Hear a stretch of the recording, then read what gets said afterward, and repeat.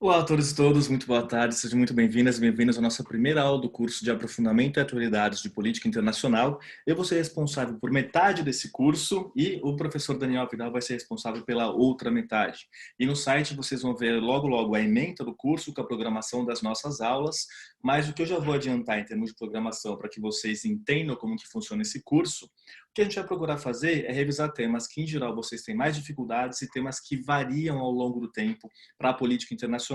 Então, por conta disso, nessas nossas 16 aulas, a gente não vai ter aula de estritamente política externa brasileira, histórico da política externa brasileira, para ser mais específico. A gente não vai ter aula de teoria das relações internacionais, mas a gente vai cobrir temas da agenda internacional, como comércio, meio ambiente, direitos humanos, desarmamento.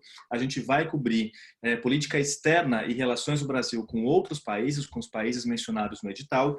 A gente vai cobrir instituições regionais e internacionais. E a aula de hoje começa justamente com instituições regionais, falando sobre integração na América Latina e América do Sul de forma geral. É uma aula com bastante informação, e isso também me leva a falar sobre o objetivo desse curso. Ele é feito para quem já teve o curso teórico, para quem já tem conhecimento de base de política internacional e está procurando, talvez tenha feito há algum tempo o curso, está procurando uma revisão, uma atualização ou ampliação de alguns pontos do edital. Como eu sempre costumo falar, a parte de atualização em si, ela acaba sendo muito pouca em face a todo o escopo do conteúdo. É pouca coisa que ao longo do tempo é relevante o suficiente para ser agregado à base do curso, digamos assim. Então, em termos de proporção, digamos assim, seria uma parcela muito pequena do curso que precisa de uma atualização assim tão constante.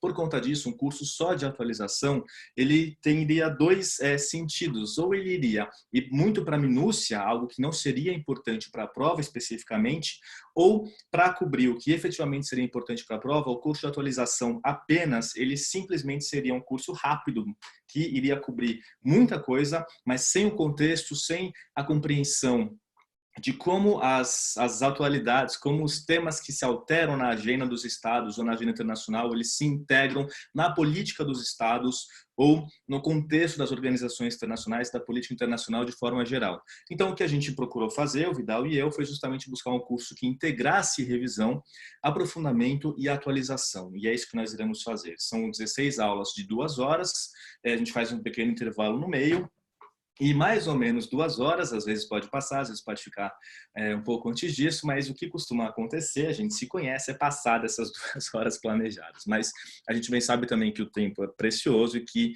mais de 2 horas, bom, 2 horas já é difícil manter a atenção, mais do que isso acaba sendo muito complicado. Então eu vou sempre tentar me ater o máximo possível às 2 horas, mas privilegiando passar a informação para vocês que foi planejada ao longo do curso. Os slides eles ficam disponíveis na plataforma, assim como a gravação fica disponível há alguns meses, eu não lembro exatamente quantos, mas alguns meses depois do final do curso, vocês ainda têm acesso tanto aos slides quanto à gravação. As aulas vão ser alternadas, né? Vocês vão me ver a cada 15 dias e o Vidal começa na semana que vem e a cada 15 dias também. E o curso está programado, portanto, para durar cerca de 4 meses, né? Vão ser 16 aulas. E é basicamente isso, em termos de informação geral. Durante as nossas aulas, se vocês tiverem alguma dúvida, usem o chat, podem mandar as perguntas a qualquer momento. E assim que possível, eu paro e respondo o que vocês estão comentando, comentários também. E só uma breve lembrança, ontem eu fiz no IDEG, como falar isso, não sei. Eu dei uma palestra, eu dei uma fala basicamente sobre estudo nesses tempos de coronavírus e como estudar, organizar melhor o estudo de forma geral, não só para esse momento, enquanto muitos de nós estamos em casa, mas estratégias para otimizar o estudo e para conseguir aproveitar ao máximo o tempo que nós temos para a preparação. Então, se alguém quiser ver essa fala, basta entrar lá no site do IDEG, ela vai ser disponibilizada para vocês, a gravação, e o feedback foi bom, então espero que essa fala também possa ajudar vocês que não estavam ontem lá acompanhando.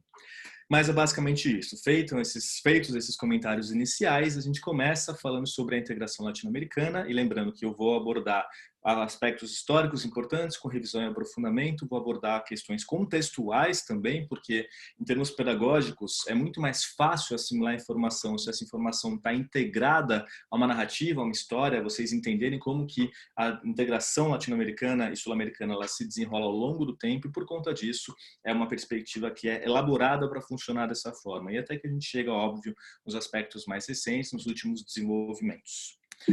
Bom, quando a gente fala de integração latino-americana ou de integrações latino-americanas e caribenhas, o que a gente percebe é que existe uma grande variedade de organizações, de instituições associadas justamente a esse processo de integração. Algumas com aspecto mais econômico, algumas com aspectos mais formais, algumas com ou mais políticos também, algumas que funcionam e têm um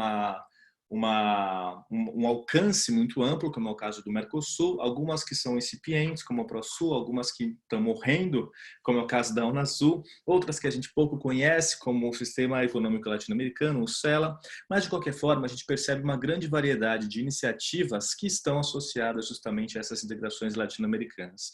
E esse grande número de iniciativas com uma grande variedade de funções, a gente não vai ver todas aqui hoje, só as mais relevantes, elas estão enquadradas num histórico de desenvolvimento institucional da América Latina e da América do Sul que precisa ser levado em conta.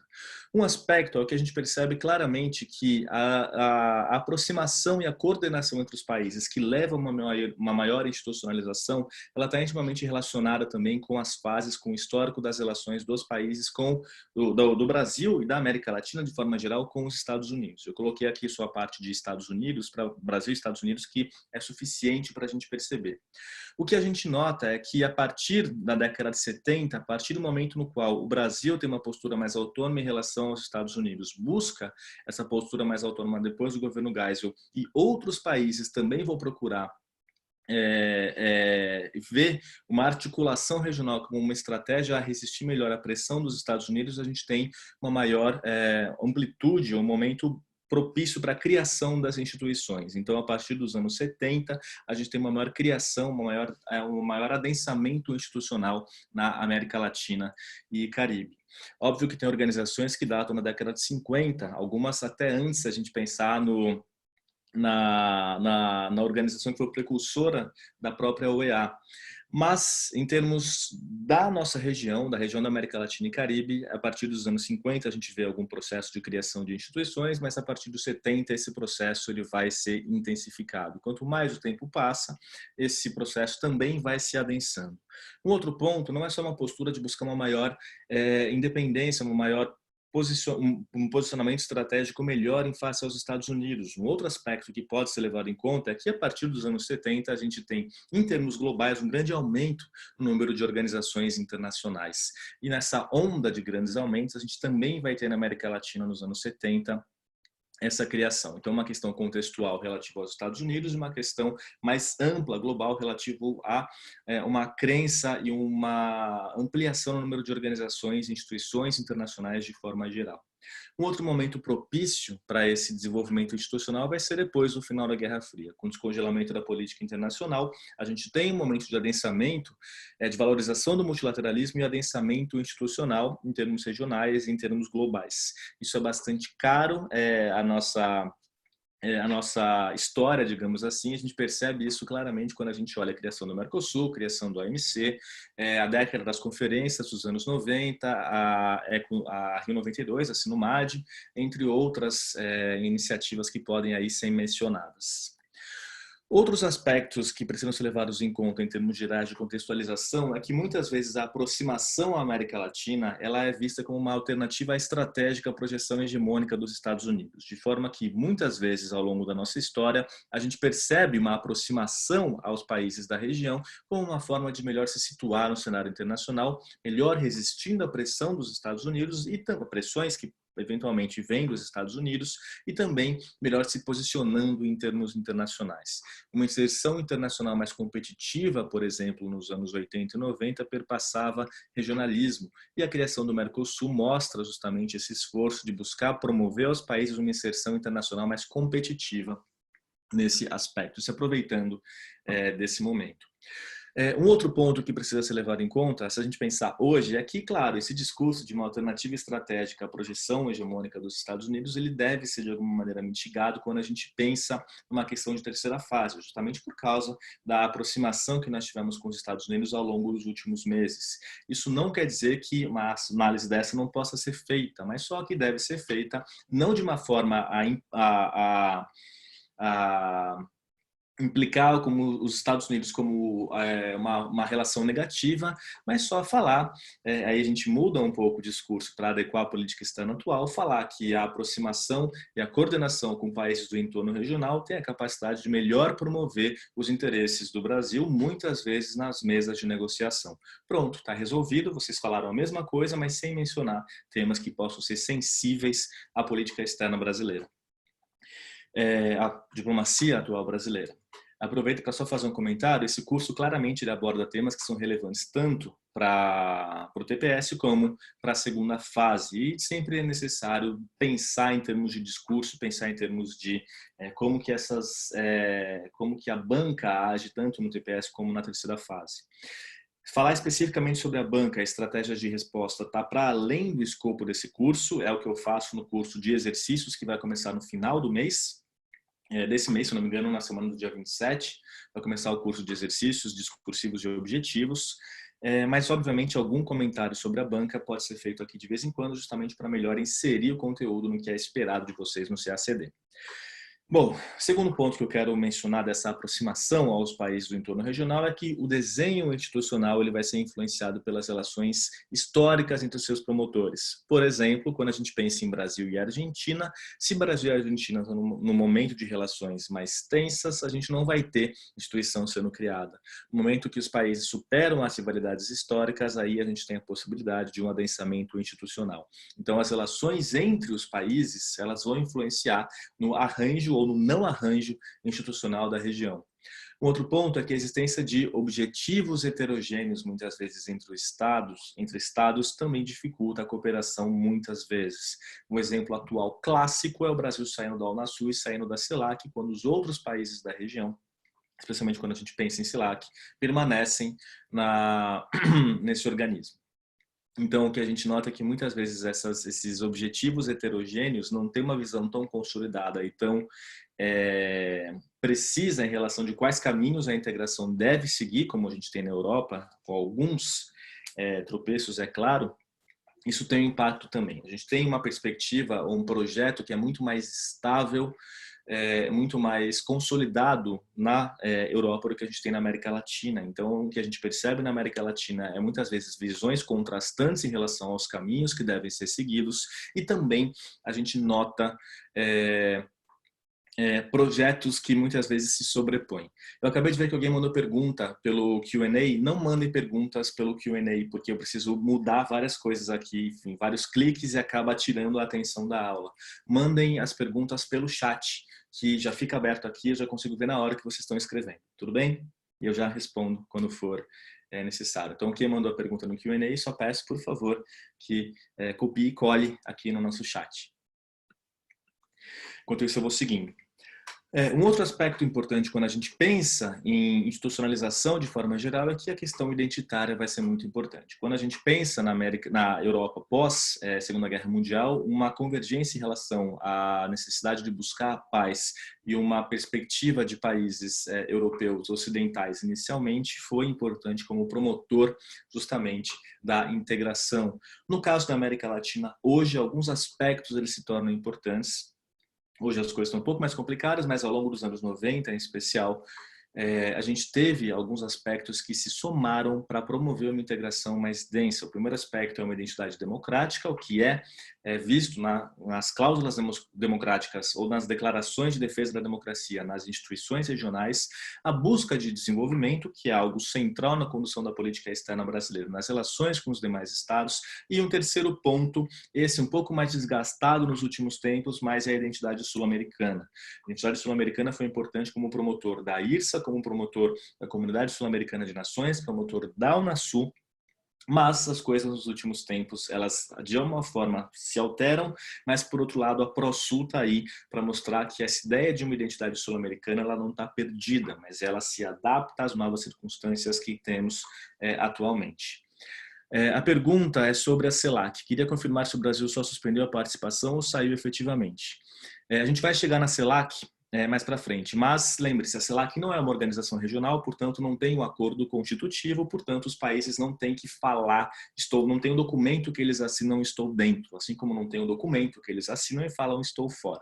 O que o Brasil fez foi deixar de participar das reuniões pela CELAC ser uma comunidade, não ser uma organização, uma instituição formal nesse sentido. Então, basicamente, o Brasil, o que fez? Não está mais participando. Tem algum documento que fala isso? Não, tem declaração, mas não tem documento por causa do aspecto institucional da CELAC, que é distinto do Mercosul, por exemplo. Ficou claro?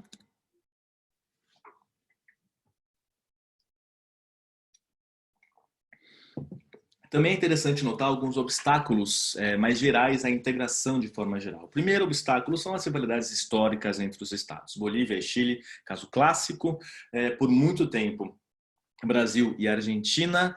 Nos últimos tempos, Brasil, Venezuela ou Argentina, enfim, Colômbia e Venezuela também são relações tensas, para dizer o mínimo, mas de forma geral, as rivalidades entre os estados históricas, elas são um obstáculo à integração. Conforme as relações vão melhorando, os obstáculos diminuem, mas ainda temos problemas que devem ser superados. Um outro ponto são ambições desmensuradas. Ambições desmensuradas no sentido de que muitas vezes os estados buscam e acabam dando um passo maior que a perna sem que haja um fundamento mais sólido para promover a integração. Talvez o destino da Unasul seja um exemplo clássico de ambição desmensurada. Basicamente, uma organização que funcionou muito bem, a gente vai ver um pouco sobre a Unasul, menos do que seria necessário nas circunstâncias anteriores, mas a gente vai ver um pouco sobre a Unasul, mas basicamente foi um projeto extremamente interessante, que teve sucesso em lidar com diversas crises regionais, mas que por questões de falta de uma sustentação mais transcendental, talvez, para um projeto de integração, acabou morrendo. Basicamente a Unasul está no último que sair apaga a luz nesse exato momento. Um outro ponto é a internacionalização de conceitos cepalinos. Em que sentido? A CEPAL, a gente vai comentar um pouquinho sobre ela viu como uma importante forma de os estados superarem a condição de desenvolvimento, isso lá na criação da CEPAL, os anos 40, 50, que eles buscassem um desenvolvimento autóctone, que eles buscassem superar a condição de subdesenvolvimento por meio, por exemplo, da substituição de importações. A questão é que esse modelo, que foi muito importante nessa ideia inicial da CEPAL, promovia uma ideia de os estados atuando de uma maneira muito mais isolada, mesmo em relação ao entorno regional, buscando cooperar, mas buscando superar o desenvolvimento com as suas próprias pernas. E essa ideia de os estados muito voltados para dentro, apesar de terem objetivos compartilhados, é um aspecto que dificultou muito essa cooperação. E se imaginar que a economia brasileira, por exemplo, é muito fechada, a região não é nem de longe tão integrada como outras regiões, como a Europa, como a Ásia, América do Norte, a gente percebe que ainda tem essa questão dos países serem mais isolados nesse sentido. Um outro ponto que vai ser um obstáculo à integração são as atitudes em relação aos Estados Unidos. Isso quer dizer, basicamente, que alguns países estão próximos e outros são, no mínimo, cautelosos, para não dizer avessos aos Estados Unidos. Então, essa postura diferente em relação ao país tão próximo, tão grande, tão importante para a região, para o nosso hemisfério, acaba sendo um aspecto que muitas vezes coloca dificuldades numa articulação mais intensa. O outro ponto são as atitudes diante do Brasil. Pelo fato de o Brasil ser um país tão grande, ser, em comparação com os demais da região, ter um destaque tão grande, muitas vezes levanta suspeitas de outros estados. E um exemplo clássico dessa suspeita, durante os anos 70, durante a época do milagre econômico, países verem o Brasil com muita cautela por causa do discurso de Brasil potência, por causa da relação do Brasil com os Estados Unidos durante o governo Médici e Nixon lá, e vendo o Brasil intervindo em outros países, como na Bolívia, apoiando o golpe do Hugo Banzer, no Uruguai, posteriormente também, não, no mesmo período, no Chile, e vendo isso com muita cautela. Então, a posição diante do Brasil acaba sendo complicado. E o último ponto é de uma diplomacia distante da sociedade. Então, o fato de muitas vezes terem projetos que não têm um reflexo ou não têm um projeto para ter uma adesão social maior, acaba fazendo com que esses projetos não tenham uma base de sustentação tão grande. Um exemplo disso seria que se o Unasul tivesse uma adesão social, tivesse algo relativo, tivesse ou se fosse vista como mais próxima das populações, talvez o Brasil não tivesse saído, porque o custo de ir contra uma organização que tem uma permeabilidade na sociedade maior acabaria sendo mais alto. Uma pergunta: é possível associar a internacionalização de conceitos cepalinos com a ideia de protecionismo? Sim, completamente. E você deve fazer essa associação. A gente tem essa ideia de desenvolvimento autóctone voltado para dentro, mas também tem essa ideia de desenvolver uma indústria nascente nacional. E como a gente sabe, indústria nascente está associada a você colocar barreiras à importação de bens para você tentar desenvolver essas indústrias internamente. Então, nesse sentido, a ideia de protecionismo está sim associada a essa internacionalização de conceitos cepalinos. Hoje a questão é diferente, a CEPAL ela tem outros objetivos mais importantes, mas a gente vai ver isso um pouco melhor logo em seguida. Quando a gente fala então da CEPAL, justamente para esse aspecto, a gente precisa lembrar que ela foi criada em 1948 pelo ECOSOC, é uma das comissões, das 5 comissões regionais das Nações Unidas. Ela começa com o nome de Comissão Econômica para a América Latina, depois eles colocam o Caribe no nome também. Ela vai ser criada no contexto pós-Segunda Guerra para tentar justamente lidar e promover o desenvolvimento depois desse grande conflito regional. Ela vai ser criada por pressão também nos países da região, buscando o apoio aos seus projetos nacionais de desenvolvimento, e ela vai ser criada, portanto, com esse mote, sendo um importante centro de reflexão autóctone para buscar a promoção do desenvolvimento em termos regionais. Ela vai ter como objetivos, portanto, uma pergunta aqui. A internacionalização de conceitos cepalinos surge com os governos mais à esquerda ou podemos considerar que ocorre um pouco antes? A internalização dos conceitos cepalinos está vindo final dos anos 40, começo dos anos 50. Então, a gente está falando antes mesmo de a gente pensar em esquerda no sentido, não sei, João Goulart da vida. Isso ainda está associado tanto no governo isso é gestado um pouco mais no governo Dutra, mas eu não diria esquerda, mas está associado sim com o projeto nacional desenvolvimentista, no caso brasileiro. Aí sim você pode falar. Falar em esquerda é um pouco confuso nesse caso, mas falar em nacional desenvolvimentismo, aí sim. Então, vai ser justamente Vargas que vai buscar esse projeto com um pouco mais de afinco, também o JK, depois, claro, o João Goulart. Mas mesmo quando a gente chega nos anos 70, 60 e 70, nos governos militares, você tem muito esse projeto de buscar um desenvolvimento mais autóctone, mais autônomo. Tanto é que o Estado brasileiro, o momento no qual ele mais teve participação na economia brasileira, vai ser lá nos anos 70, no governo Geisel. O topo de participação do Estado na economia brasileira. É um governo que não dá para falar que é de esquerda exatamente, mas certamente a gente tem um viés nacionalista, um caráter nacionalista muito forte quando a gente pensa no governo Geisel e seu pragmatismo responsável e ecumênico. Ficou claro?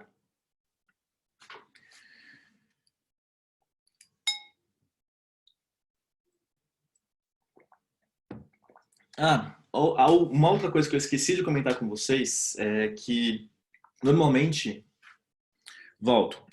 Isso que eu ia falar. Normalmente, toda vez no começo da aula, eu passo para vocês os slides que eu vou usar para que vocês tenham esse material e possam acompanhar junto os comentários acerca da aula. Então, eu vou, assim que tiver o nosso intervalo, eu vou fazer isso, eu vou colocar no Google Drive os slides e eu passo para vocês, para que vocês tenham esse material também com vocês. Então, fiquem tranquilos, se perderem alguma coisa, vocês vão poder olhar depois. E também, quando vocês fizerem o curso, vocês vão ter o material alguns minutos antes de começar, para dar tempo, né? Quando eu abrir a sala, eu passo o material para vocês, para que vocês consigam imprimir e fazer comentários ou anotações direto nos slides, que acaba sendo mais fácil, né? Do que basicamente tentar seguir tudo que eu falo, e eu já não falo pouco, né? E não falo devagar, então é um pouco difícil, bem sei. Então eu vou passar para vocês esse material também. Continuando, em relação à CEPAL, o que a gente tem de objetivos inicialmente estava associado justamente a monitorar as políticas e promover políticas de desenvolvimento para a região, mas a gente tem ao longo do tempo uma outra função importante da CEPAL, que é basicamente como um fórum de coordenação, de coleta de informações para buscar assessorar a produção de políticas públicas nos países da região. Esse aspecto ainda é muito importante hoje. Claro que a ideia de promover políticas de desenvolvimento é menos marcante do que foi perto da criação da CEPAL. Agora, de promover informações para sustentar a produção de políticas públicas nos estados da América Latina e Caribe, isso sim, a CEPAL continua fazendo. Os lugares que vocês encontram os melhores dados sobre essa região é justamente no site da CEPAL. Seguindo nessa onda de organizações com caráter de, enfim, mais econômicas, a próxima que a gente vai ver é a LAUC. Lembrando que a LAUC ela vai ser criada pelo Tratado de Montevidéu em 1960 e ela vai ser criada num momento muito específico. Ela vai ser criada justamente depois de você ter o lançamento no governo JK da Operação Pan-Americana. As reflexões que vêm da Operação Pan-Americana elas vão levar à criação do Comitê dos 21 na OEA, vão ser discutidas propostas pensando a Operação Pan-Americana, e apesar de ela inicialmente ter sido recebida com frieza pelos Estados Unidos e depois os Estados Unidos, depois da Revolução Cubana, terem enterrado a iniciativa da Operação Pan-Americana, isso durante o governo Eisenhower, ela vai render alguns frutos. E um dos frutos da Operação Pan-Americana vai ser justamente a criação da Associação Latino-Americana de Livre Comércio, a LAUC. Ela vai ser inspirada nessas reflexões da CEPAL também, sem sombra de dúvida, porque a CEPAL, ao mesmo tempo que falava da necessidade de os estados buscarem promover nacionalmente as suas indústrias, falava sobre a importância de integração, ou seja, é um pouco estranho, mas é isso, essa tensão em caminhos de integração distintos, ela está sempre presente quando a gente pensa em América Latina e Caribe, mas basicamente o que a gente tem é a criação para buscar ajudar os países a promover o seu desenvolvimento. A questão é que quando a gente olha nos membros da organização, a gente percebe que existe uma assimetria muito grande entre eles, com países como o Brasil, como o Uruguai participando dessa mesma, ou Bolívia, participando da mesma organização. E essa grande assimetria entre os países foi algo bastante complicado, como a gente vai ver. O objetivo declarado da LAUC era criar uma zona de livre comércio para ser implementada em 12 anos. As negociações serão baseadas em listas comuns e listas nacionais para ir desgravando o comércio entre os países e fundamentada no princípio da reciprocidade, ou seja, da nação mais favorecida, e da multilateralidade. Basicamente, reciprocidade. As vantagens as tarifas reduzidas deveriam valer para todos os países e as negociações seriam feitas com todos os membros da organização.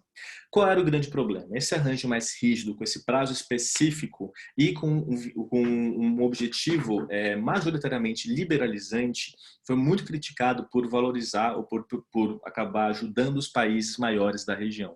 Quando você tem uma abertura da economia, e aqui a gente percebe bem as ideias cepalinas, os países menores eles estavam preocupados, e com razão, de que simplesmente diminuir as tarifas e abrir o comércio iria favorecer os grandes países e as indústrias dos países menores seriam aniquiladas. Então, esse foi um dos pontos que levou a LAUC acabar sendo travada. Obviamente não é criada uma zona de livre comércio em 12 anos, mas é repensado esse modelo, e dessa reflexão do que deu errado na LAUC vai ser criada a ALAD, também Tratado de Montevidéu, em 1980.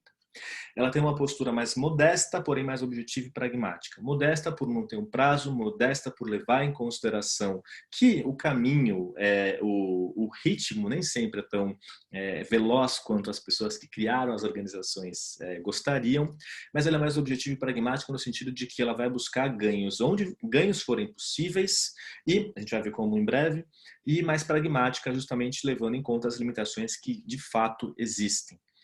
Os membros são esses aqui colocados. Eu só não precisa lembrar quais são os membros, só é importante lembrar que não são todos os países da região que são membros da ALAD, mas o que a gente nota é que ela vai ter como objetivo esse estabelecimento de forma gradual e progressiva de um mercado comum sem um prazo determinado, e a forma principal pela qual ela vai fazer isso é por meio dos acordos de complementação econômica. Esse é um exemplo de objetividade e de pragmatismo. Por quê? Esses acordos eles estão levando em conta princípios que vão reger a ALAD. O primeiro princípio é do pluralismo, levando em conta a diversidade, respeitando a diversidade entre os estados da região. Flexibilidade, diferentes arranjos são possíveis, levando em conta as especificidades nacionais. Convergência, diferentes arranjos são possíveis e são esses os acordos de complementação econômica, porém que todos esses acordos vão, que eles possam convergir para que se chegue um dia ao mercado comum. Tratamentos diferenciais, levando em conta as necessidades diferentes dos países de menor desenvolvimento da região. E multiplicidade, respeitando as múltiplas iniciativas em termos de coordenação e integração que existem na região. Então, esses 5 princípios vão levar justamente a LAD a ter mais avanços e está aí até hoje, quando a gente compara com a LAUC. Eu vou falar brevemente de uma iniciativa que não foi bem sucedida, mas tem um motivo para a gente falar sobre ela. Em 1993, durante o governo Itamar, foi lançada uma proposta que era de criação de uma Associação Sul-Americana de Livre Comércio. Essa proposta ela vai ser feita, a proposta da ALCSA, para de alguma forma tentar responder às investidas dos Estados Unidos para ampliar o comércio com a região. Uma perspectiva, uma intenção que era vista com muita cautela pelos Estados, justamente por causa da assimetria nessas relações com os Estados Unidos. O que o Itamar vai fazer é lançar uma proposta de uma criação da ALCSA. Essa proposta ela não vai ser implementada, ela não é bem sucedida, porém, foi a primeira vez que a gente vê a América do Sul participando, entrando na produção do discurso diplomático brasileiro. Até então, o que a gente via era só a América do Sul vista como uma região geográfica, exclusivamente. Quando em 93 o Brasil lança a ideia da ALCSA, é a primeira vez que a gente percebe que o Brasil está promovendo uma América do Sul que não é só uma região geográfica, mas também teria uma identidade distinta, como uma região também política e não só geográfica. Essa ideia da América do Sul tem uma identidade distinta, o Brasil começa a reiterar em seus discursos a partir de 93 e outros países vão comprando essa ideia. Basicamente, quando a ideia de América do Sul ser também uma região com histórico comum, com uma história compartilhada, com objetivos compartilhados, e não só uma região geográfica, isso é, de alguma forma, condição de possibilidade para que você possa criar organizações que vão pensar a América do Sul de maneira separada, não separada no sentido de afastamento, mas separada no sentido de ter uma identidade diferente. Então, essa ideia de um discurso de América do Sul, um conceito de América do Sul, que não é só geográfico, mas político, ela vai ser importante para pensar os passos seguintes na integração da região. E por isso que a ALCSA está aqui. Essa ideia de América do Sul, ela começa a ser reproduzida pelo Brasil, levando em conta ou articulando algumas ideias que acabam colando e acabam se tornando presentes no discurso diplomático da região. Primeiro, que essa região compartilharia valores e ideais como promoção de desenvolvimento e a justiça social. Interesses regionais seriam comuns. E justamente por ter valores compartilhados, interesses compartilhados, seria possível montar uma estratégia regional pautada na não exclusão e na tolerância. Então, uma das características interessantes dessa ideia de América do Sul é que ela vê como distintiva a pluralidade dentro da região. Vê o fato de termos países e regiões tão distintas na América do Sul, como a região amazônica, a região andina, a platina, vê isso não como algo que desagregue a região, mas como a torna única e especial. E um outro ponto que também está associado a essa ideia de América do Sul é uma progressiva institucionalização da ideia de América do Sul. A gente vai ver essas instituições, mas basicamente aqui vai merecer destaque a IRSA, a Comunidade Sul-Americana de Nações, que vai virar a Unasul, que vai morrer, mas vai ter no seu lugar levantada a ProSul. Isso aqui está tudo dentro dessa ideia de América do Sul, como algo para além da geografia. Próxima parte da aula, e lembrando, é uma aula de revisão, portanto o ritmo é intenso, eu bem sei. A gente vai falar rapidinho sobre o Tratado da Bacia do Prata. É interessante falar sobre ele, porque muitas vezes a gente esquece, mas ele tem algumas especificidades interessantes.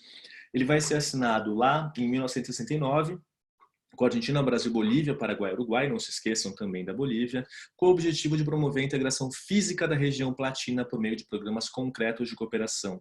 É interessante ver o Tratado da Bacia do Prata como uma tentativa incipiente de promover uma cooperação, uma integração regional nessa parte do Cone Sul. Ela vai ser, portanto, um marco, não que vai ter efeitos práticos ou efeitos materiais tão intensos, mas é um marco nessa ideia de integração da região platina, por isso que seria interessante mencionar. E, além disso, é algo importante porque vai promover também vai ter como resultado pensar em integração ou pensar em formas também de financiamento a essa integração física da região, que foi sempre uma grande dificuldade por causa da nossa geografia e extensão territorial. Do Tratado da Bacia do Prata, uma das consequências, por exemplo, é a ideia de Fomplata, que depois vai ser efetivamente implementada. Então, essa ideia do Tratado da Bacia do Prata sendo o marco de um pensamento sobre integração da região platina merece menção. Um outro tratado regional que merece atenção, inclusive ele foi alvo de questão da terceira fase, isso há bastante tempo, é o Tratado de Cooperação Amazônica. O tratado ele foi assinado em 78, entra em vigor em 80, e vai ter como membros os países amazônicos. Lembrando que, apesar do Equador não ter mais, na verdade, a floresta amazônica, ele tem uma identidade amazônica por causa da sua história e assim por diante. Então, pensando em países do Tratado de Cooperação Amazônica, só não se esqueçam que o Equador também faz parte dessa articulação. Inicialmente é criado como um tratado, simplesmente buscando promover, aproximar os países, e a gente já vai ver os objetivos, mas em 1998 foi assinado o protocolo de emenda ao Tratado de Cooperação Amazônica, e esse protocolo criou a Organização do Tratado de Cooperação Amazônica, que teve seu secretariado estabelecido efetivamente em 2002, a única organização internacional com sede em Brasília. E o que a gente percebe é que o Tratado de Cooperação Amazônica ele foi importante no contexto da sua criação, porque ele vai ser criado no final dos anos 70, e os anos 70 foram complicados para pensar os interesses do Brasil em alguns aspectos específicos. E um desses aspectos vai ser justamente a temática ambiental. Como a gente sabe, o Brasil ele não tinha uma postura muito cooperativa em termos ambientais ao longo dos anos 70. Nossa prioridade era a promoção de desenvolvimento. Bem sabemos que o Brasil e os países em desenvolvimento, de forma geral, sofreram intensas críticas ao longo dos anos 70. Isso já vem lá da Conferência de Estocolmo, em 72. A ideia do zerismo ia contra o interesse dos países em desenvolvimento. Um outro ponto também, eu não sei se eu coloquei aqui, mas também falando, essa ideia, só confirmar. Um outro ponto também é que o Brasil ele sempre sofreu pressões por conta da questão amazônica. Um exemplo de pressões nesse sentido é a proposta de criação em 1948 do Instituto Internacional da Ileia Amazônica, que seria criado pelo Acordo de Iquitos, isso lá em 48. A ideia, obviamente, não vai para frente, né? O Brasil resistiu completamente a essa ideia. Não iríamos de forma nenhuma e ainda não vamos abrir mão da nossa floresta, da soberania sobre a floresta amazônica, mas percebam que essa é uma... De tempos em tempos esse tema volta. Esse tema veio lá depois da Segunda Guerra Mundial. Esse tema vem nos anos 70, esse tema vem no final dos anos 80, esse tema voltou nos últimos meses, na verdade. Então, é algo constante. Essas pressões, obviamente, elas não vão incorrer apenas sobre o Brasil, mas também sobre todos os países amazônicos, de forma geral. Então, o contexto de pressão em relação aos países em desenvolvimento por conta da questão ambiental é importante para a criação do Tratado de Cooperação Amazônica. Um outro ponto aqui, como eu falei para vocês, os anos 70, ele é marcado por vários processos de integração regional, como, por exemplo, o Sistema Econômico Latino-Americano, Pacto Andino, CARICOM, Tratado da Bacia do Prata, final dos 60, mas está nesse mesmo contexto. Então, nesse momento de maior institucionalização, a gente tem também uma maior abertura a esse tipo de tratado.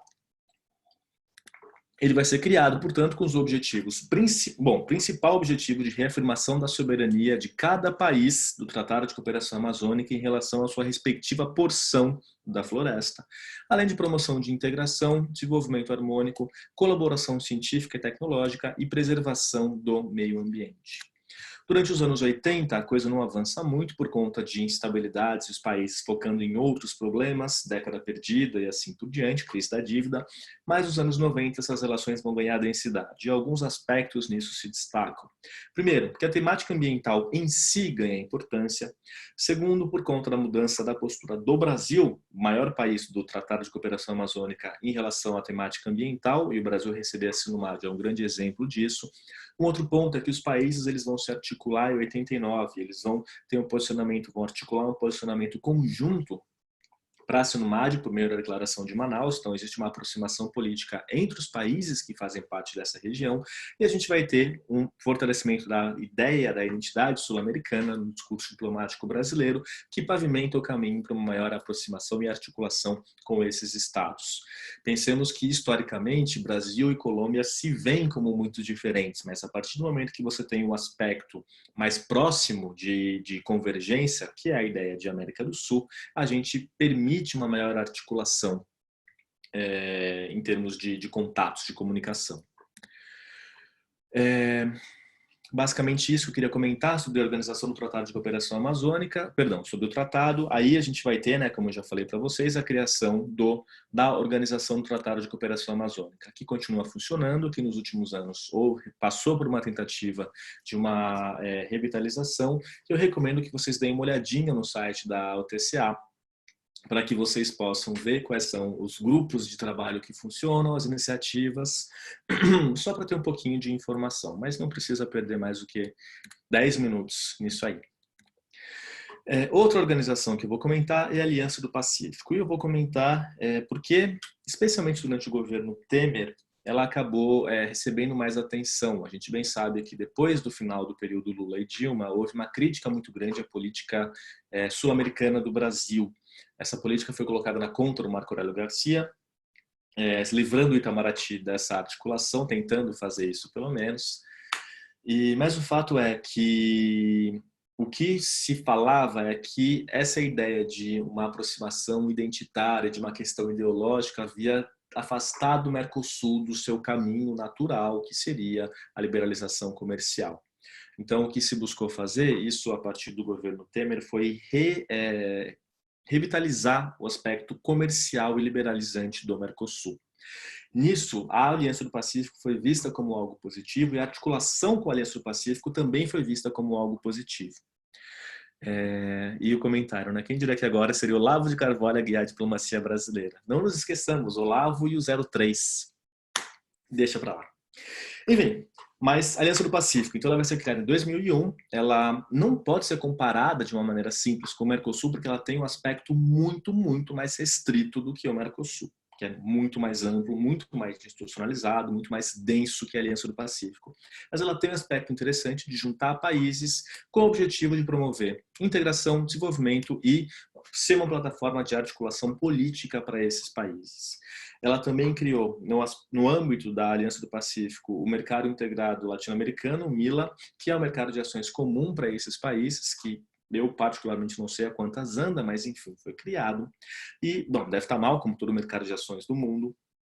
Em 2018, ocorreu uma reunião conjunta com o Mercosul em Puerto Vallarta, que promoveu uma declaração conjunta e plano de ação. Eu só comentei dessa declaração, reunião conjunta com o Mercosul, justamente porque a gente tem coordenação, a gente tem reuniões juntando a Aliança do Pacífico e o Mercosul de tempos em tempos. Não são regulares, mas esse contato ele existe com alguma frequência. Essa comunicação é vista como positiva e é apreciada. Aí, é só para vocês verem o mapinha. Eu não sei o quão atual está esse Oi, mas basicamente o que a gente nota é que existe um grande número de parceiros observadores da Aliança do Pacífico. Claro que, né, a intensidade dessa observação não é assim tão grande, mas de qualquer forma a gente percebe quais são os países membros, quais são os países que estão buscando ser candidatos, que são países aqui da América Central. Basicamente a gente tem, eu acho que é Costa Rica, isso, Costa Rica,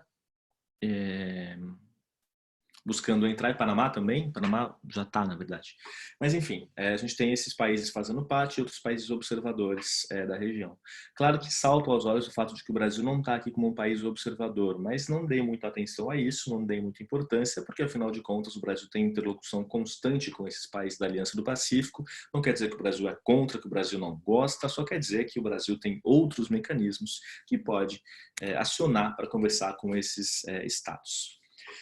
Agora a gente começa a discussão dos grandes da nossa aula. A primeira discussão dos grandes é a discussão do Grupo do Rio e do que vai vir dessa trilha do Grupo do Rio, para depois a gente passar para a discussão de Mercosul, Unasul, Prosul e basicamente esses são os principais pontos que a gente vai ver a partir de então.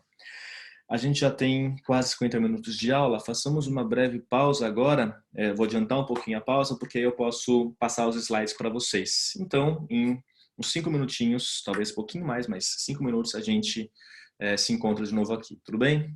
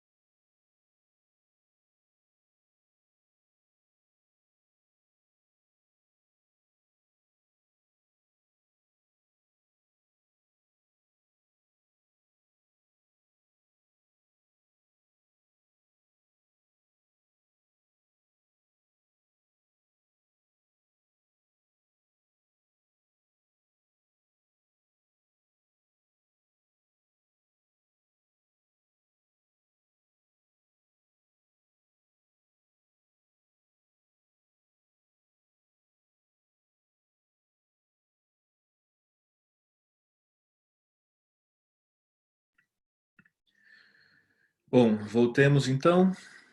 Compartilhar a tela mais uma vez. E como tinha perguntado, esses daqui são os temas que nós trabalharemos no curso.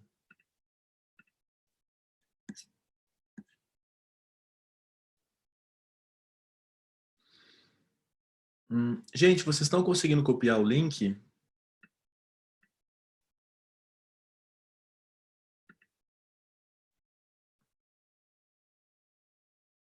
Ih, será que não dá para copiar? Que estranho. Deve ser das novas configurações de segurança do... É. Ah, gente, sinto muito, não sabia disso de não estar copiando, mas se alguém não conseguir copiar manualmente acaba sendo super ruim, né? Tá, se alguém precisar, se alguém não conseguir, enfim, não der tempo, me manda um e-mail que eu passo para vocês o PDF.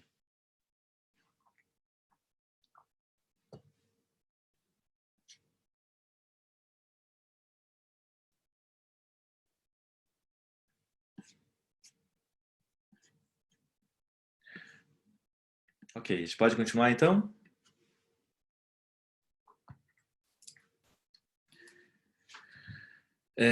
O IDEG vai disponibilizar os slides da aula em si. Eu não sei se eles deixam, se eu não me engano, eles deixam disponível, né, o vídeo da primeira aula. Eu não tenho certeza se os slides ficam junto do vídeo, mas de qualquer jeito, se alguém tiver algum problema, é só me escrever, manda um e-mail para mim, que é felipebestre@gmail.com.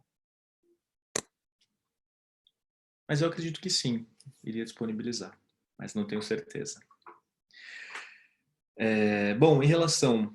Aí, ó, se normalmente eles deixam na plataforma, bem provável que então os slides vão ficar lá.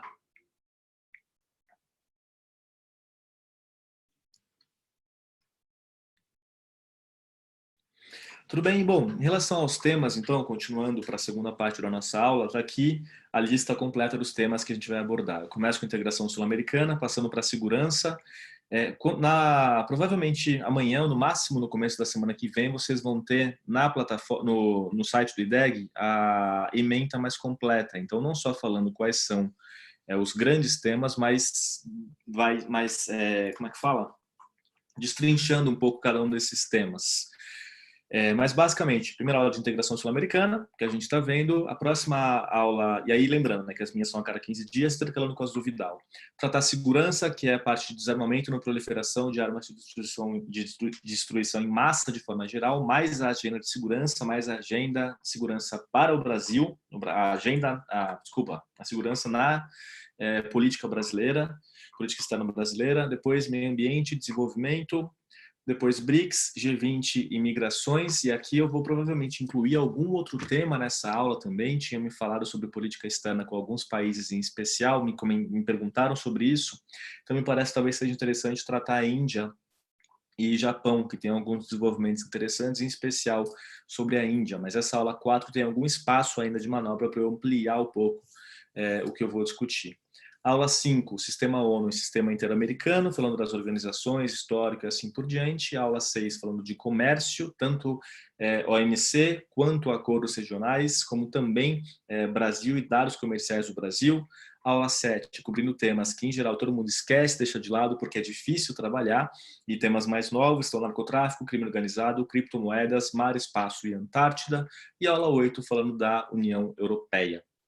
E falando da União Europeia, eu vou falar não só da instituição e da organização, do histórico e da política externa da União Europeia de forma geral, mas também falando um pouco sobre alguns países especificamente, né, mencionados no edital. Já o Vidal fica com Estados Unidos, China, Rússia, Argentina, Ásia, África, Oriente Médio e terrorismo. Esses são os temas que o Vidal vai trabalhar. Como vocês perceberam, o Vidal, e é bom que ele gosta desse tipo de coisa, ele tem uma pegada muito mais dos temas mais quentes, desse aspecto de bem mais atual e ativo nesse sentido, e eu tenho uma predileção por temas que são mais estáveis, que têm um histórico de pensamento, que tem toda uma, enfim, uma contextualização mais ampla.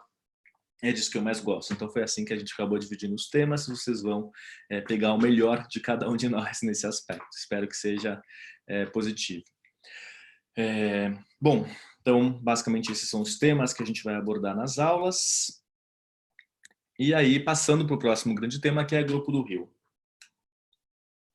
Lembrando que o Grupo do Rio, ele tem um histórico, ele vai se desenrolar, né, ao longo das décadas daí para frente, mas que a gente tem a criação dele no contexto de instabilidade política e de intervenções norte-americanas na América Central.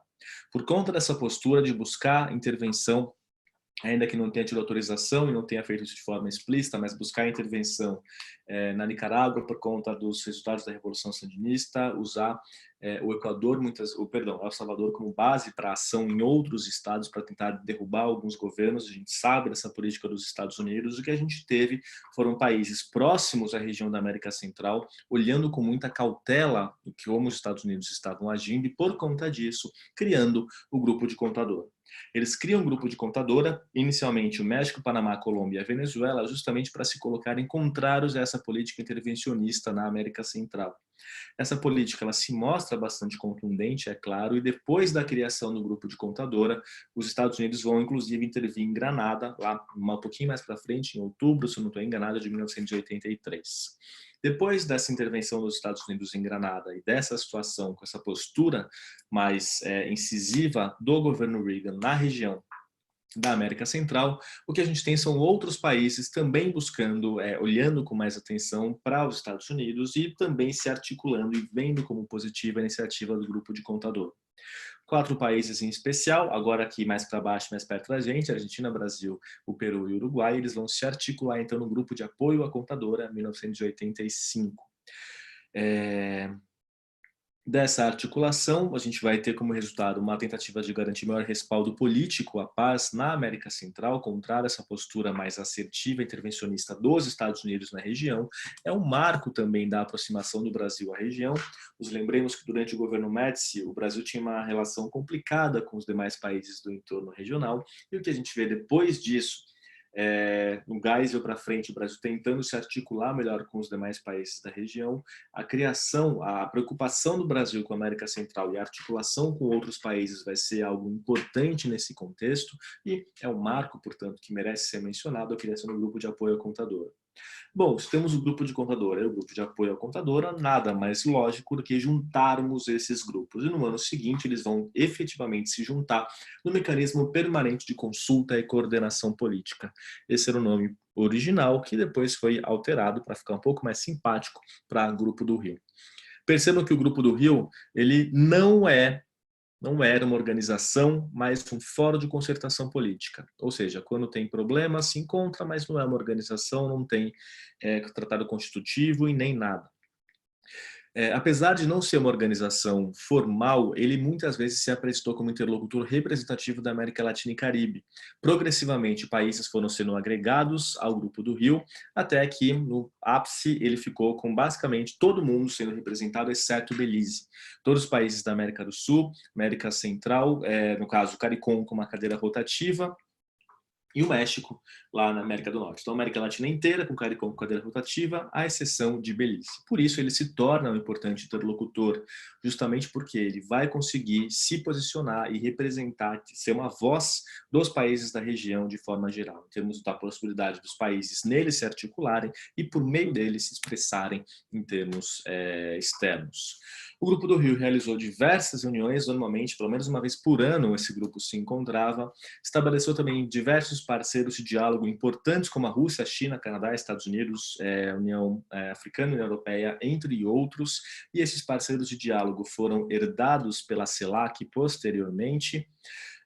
O Grupo do Rio coordenou posições e buscou solução pacífica de controvérsia em diversos casos. Um dos casos de coordenar a posição foi justamente no contexto do 11 de setembro. Um outro caso importante de buscar solução pacífica de controvérsia foi em 2010, quando a Colômbia entrou em território equatoriano sem autorização de Quito para atacar a base das Farc, numa clara violação da soberania equatoriana. Isso, obviamente, levou a críticas bastante contundentes da Venezuela, como de costume. Colômbia e Venezuela, bem sabemos que não é das relações mais simpáticas que a gente tem no nosso entorno regional, e o resultado disso vai ser um imbróglio diplomático que vai ser resolvido também pelo diálogo trilateral promovido com essa benesse, digamos assim, do Grupo do Rio. Então, ele tem sucesso também em lidar com crises regionais. Não só o Grupo do Rio atuou nesse sentido, também a Unasul, mas o Grupo do Rio foi bastante importante por ser um interlocutor, por ter uma presença maior de países. O Grupo do Rio vai acontecendo, vai seguindo, as reuniões continuam acontecendo até que a gente tem um processo de integração sul-americana tomando mais forma. Os países ao longo dos anos 2000 eles vão se aproximando, vão buscando se comunicar de forma mais intensa em termos políticos, e essa comunicação ela tem resultados para além só da América do Sul, ela tem resultados também interessantes em termos regionais. Basicamente o que vai acontecer em 2008, isso o Lula promovendo essa ideia, vai ser feita a primeira cúpula da América Latina e do Caribe na Costa do Sauípe. Eu sempre comento que a realização dessas cúpulas ela é bastante, são bastante interessantes para a gente perceber o peso e como são iniciativas que parecem meio triviais, mas não são. Eu sempre comento que a gente pensa hoje na América do Sul como tendo uma identidade e vendo isso como algo dado, porém, se a gente lembrar que só no ano de 2000 ocorreu a primeira reunião, a primeira cúpula da América do Sul, é significativo, não é algo que vem de muito mais cedo.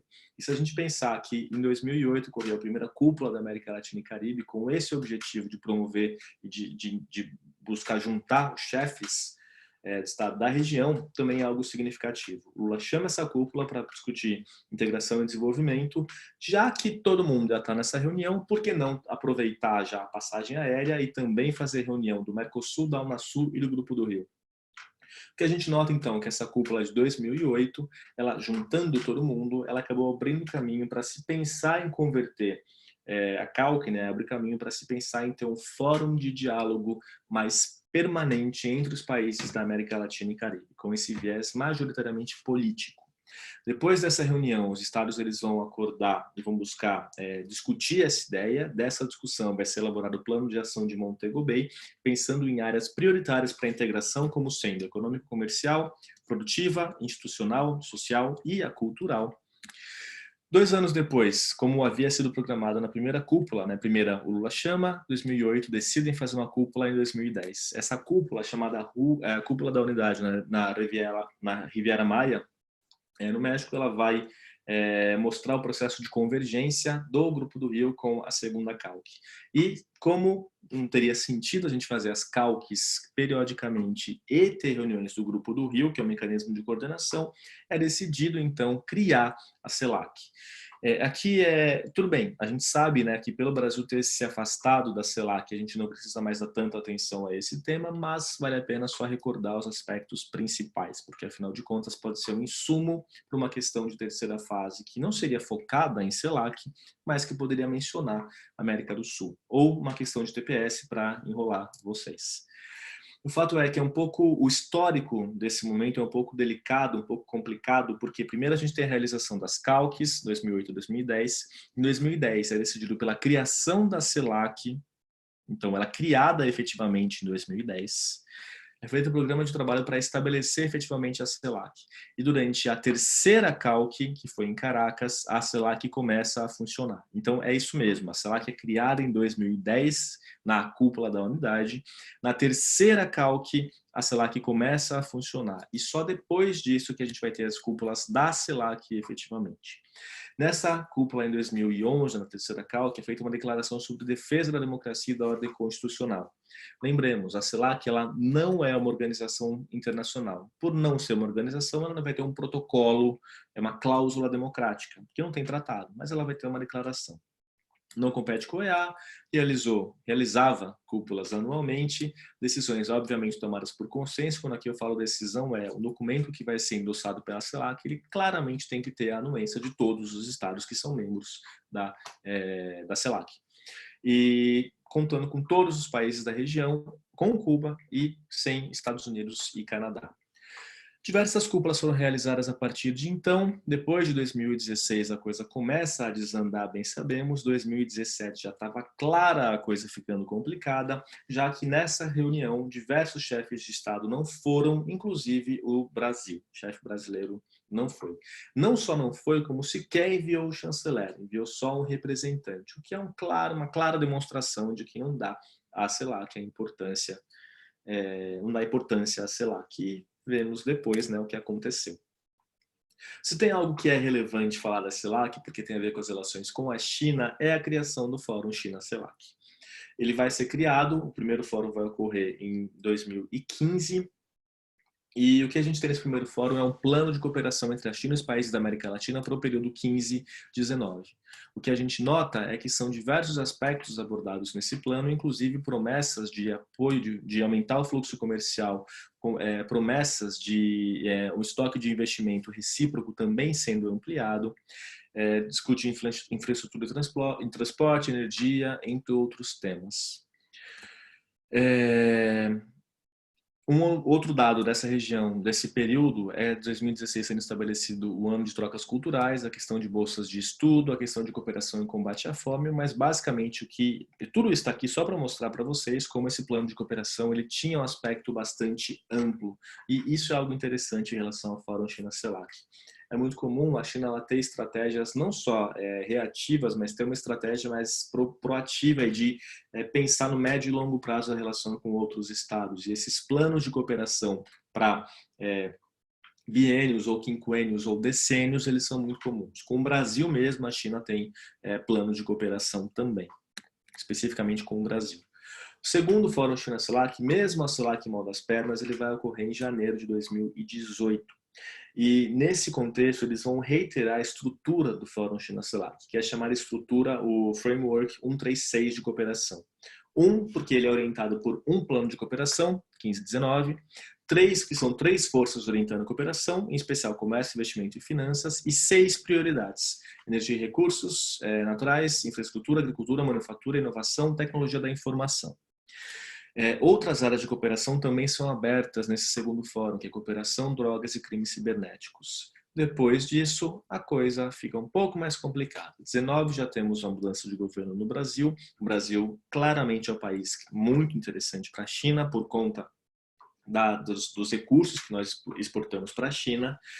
Governo Bolsonaro, relações difíceis no começo, declarações não tão bem elaboradas, enfim, todo o enrosco acaba dificultando o segmento dessas iniciativas. O plano de cooperação ele venceu em 2019, 2020, além de a gente ter as dificuldades diplomáticas naturais, a gente tem a China já no final de 2019 lidando com o coronavírus e tudo que aconteceu depois disso, que é, enfim, onde estamos agora. Então não é razoável pensar que nós teremos muitas reuniões, muitos fóruns, muitas coisas para acompanharmos ao longo desse ano. Talvez, né, seja possível a gente acompanhar uma reunião do G20 online ou qualquer coisa do tipo, mas é a perspectiva que a gente tem. Das tristezas, né, porque, enfim, mano vai entrar, vai dar tudo certinho. Minha perspectiva nesse momento, inclusive, ela está no Brasil, visitar a família depois de 1 ano e alguns meses fora, a coisa não vai rolar. E outras boas oportunidades acadêmicas indo pelo ralo ao longo desse ano. Espero que todos estejam bem, inclusive, aproveitando o ensejo. Bom, depois de tudo isso, todo esse processo, vem lá do Grupo do Rio, décadas andando, coordena, cria coisa, enfim, conversa. 2020, começo do ano, o Brasil suspendeu a participação na CELAC. Lembremos sempre que na linguagem, na diplomacia, a linguagem é muito importante. Então a gente replica sempre a linguagem usada pelo governo. Falar de suspender a participação não é a mesma coisa que falar de não sei, algum outro sinônimo. Então, eu sempre recomendo que vocês se atenham aos termos que são utilizados. O termo que o Brasil utilizou é suspensão da participação na CELAC. Bom, próximo tema que a gente vai ver, esse extremamente importante, provavelmente é a grande estrelinha da prova, porque todo ano tem questão, já caiu algumas vezes na terceira fase, não foram poucas, é a questão do Mercosul. Em geral, vocês conhecem bem o histórico do Mercosul, mas o que vocês têm um pouco mais de dificuldade é de articular uma defesa, digamos, consistente, uma argumentação acerca do Mercosul. Em relação aos dados, vocês tanto revisam que a coisa gruda na cabeça, né, quando que é ato de integração, quando é o acordo de cooperação e assim por diante. Em relação aos principais protocolos também, mas em relação a uma articulação mais consistente, pensando em como, por que foi criado, evolução, perspectivas e assim por diante, vocês têm mais dificuldade. O que eu recomendaria? Lerem alguns textos analíticos sobre Mercosul e América do Sul de forma geral, que estão na nossa bibliografia. Eu vou mostrar para vocês depois. Outra recomendação que eu faria para vocês nesse aspecto é pegar as questões dos anos anteriores e verem quais foram as estratégias utilizadas nas respostas de terceira fase. Isso ajuda vocês, isso é uma recomendação sempre, né? Peguem os guias de estudo dos anos anteriores, perdão, os manuais, exato, os guias. Peguem os guias de estudo dos anos anteriores e façam o repertório dos argumentos que são utilizados. Usem isso a favor de vocês. Argumentos se repetem, é normal isso acontecer. Então, dê uma olhada nas questões sobre o Mercosul, sobre os outros temas, vejam os argumentos que são utilizados e busquem também ter essa visão um pouco mais ampla e de articular os conhecimentos acerca dos grandes temas. Dito isso, o que a gente Mercosul em termos do histórico é lembrar que não se pode falar do histórico de criação do Mercosul, da evolução do Mercosul, sem falar do histórico de aproximação entre o Brasil e a Argentina. Historicamente rivais, mas que vão, a partir de 79, com a assinatura do Acordo Tripartite, superar as suas rivalidades históricas, encaminhar por uma trilha que o Candeias vai chamar inicialmente, né, de uma estabilidade estrutural pela cooperação e depois pela integração. Em 79, rivalidades são superadas. Em 80, o Figueiredo vai visitar a Argentina e assinar o protocolo de cooperação na área nuclear. A visita à Argentina é extremamente significativa. Desde 1935, que um chefe de Estado brasileiro não fazia uma visita presidencial, visita de Estado a Buenos Aires, então é muito significativo. Protocolo de cooperação na área nuclear. Tecnologia nuclear é uma tecnologia estratégica e dual, ou seja, com usos civis e usos militares. Um acordo de cooperação na área nuclear, ele é sempre indicativo de, pelo menos, algum grau de confiança, de tentativa de estreitar os laços entre os estados. Para além da questão técnica, também tem uma questão de confiança importante. Então, essa visita e esse protocolo são interessantes por isso. Em 85, a famosa Declaração de Iguaçu e a Declaração Conjunta sobre Política Nuclear. Não se esqueçam que são duas e não uma só. A Declaração de Iguaçu ela vai tratar sobre inúmeros temas, inclusive a questão da integração regional. Lembrando que tudo aqui a gente está falando exclusivamente de Brasil e Argentina. A partir do PICE,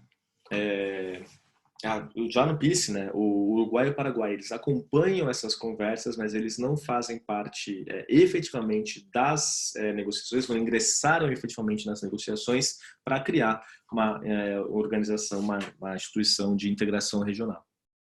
Por enquanto, estou falando de Brasil e Argentina.